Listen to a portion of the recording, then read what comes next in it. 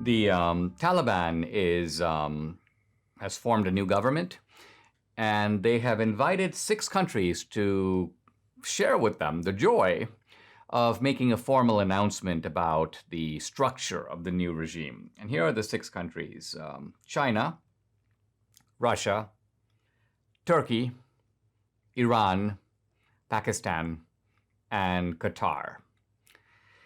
So if you look more closely, you realize that you've got 3 blocks here, a new axis of evil emerging in the world. And you have China, that's 1, Russia is 2, and the other 3 countries are now the forces of radical Islam. We have Iran, we have Turkey, which has Islamicized and radicalized over the last couple of decades, and of course Pakistan. So what all of this is showing us is that while we locate the disaster of Afghanistan in Afghanistan, there are sort of larger currents that are moving that we should not be unaware of. Now, the Biden administration appears not only inattentive, but indifferent to all of this. And they're focused on literally blocking private planes from getting out of Afghanistan. Why? In part because they're embarrassed that the private companies are able to do what apparently the US government under Biden can't do.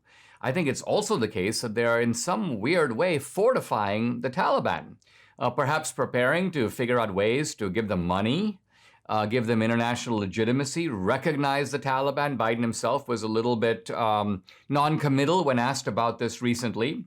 Now, Jen Psaki and Ned Price, the State Department spokesman, have both denied that the State Department is blocking the egress, the departure of these private flights. But Fox News reports a private email that was sent to the organizers of one of these private rescue missions, a guy named Eric Montalvo. And the email makes it really clear the State Department is not going to give permission, and that these private rescue missions can't even go to third countries, because typically if you do, those third countries want to make sure that the U.S.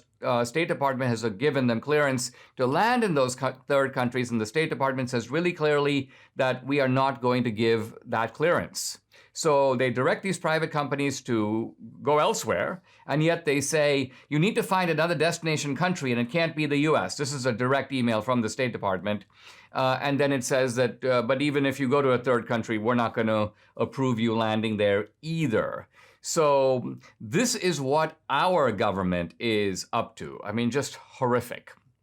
And the media is not reporting this, by the way. They're trying to cover for the Biden administration, no surprise, so that the American people don't realize the callousness of the Biden administration toward our own citizens and our own allies. But let's turn for a moment to the larger picture here. And the larger picture is that when countries, powerful countries, have disasters, even disasters very far away, they have long-term and broad reverberations.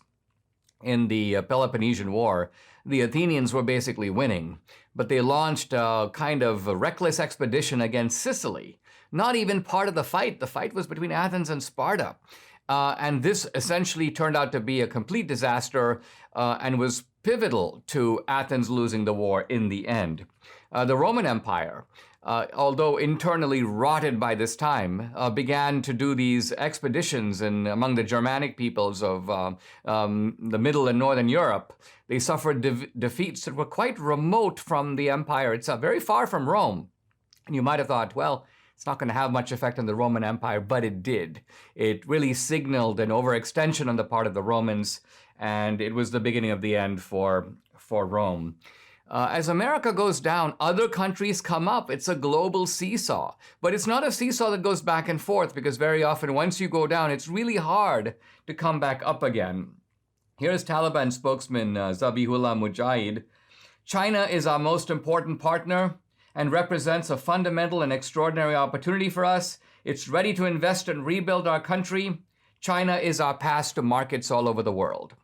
So the Taliban, forget about all the silliness of the Biden administration. We have a lot of leverage over the Taliban. We're going to be using our leverage. There's no leverage. The Taliban have basically decided, listen, we don't care about this idiotic American nation-building model. We don't want them to build our nation. We want to build our nation our way. We prefer the Chinese let's call it transactional model. And the Chinese are much more Machiavellian about it. They come in and they say, listen, we'll give you money, we'll build your ports, we'll build your railways. Obviously, we have a lot to gain because we're connecting China to Pakistan through Afghanistan. So we have all kinds of strategic benefits. And some of this money is given as loans. We're going to use the rich copper resources of Afghanistan that we know how to tap. So we will pay ourselves back for any money we put into Afghanistan through this kind of revenue. So the Chinese, you can say, are playing it a lot smarter on the international scene than the United States, at least the United States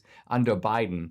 And our allies are getting nervous, and you can see this. I just see in the Epoch Times, Japan and Taiwan are now having security talks with each other. Unprecedented. The Japanese have never before sat down with the Taiwanese to say, hey, listen, we are both in the crosshairs of China. China wants Taiwan. China wants to immobilize Japan. Maybe we need to work more closely together. I think this is not a sign of the strength of the alliance, but its weakness.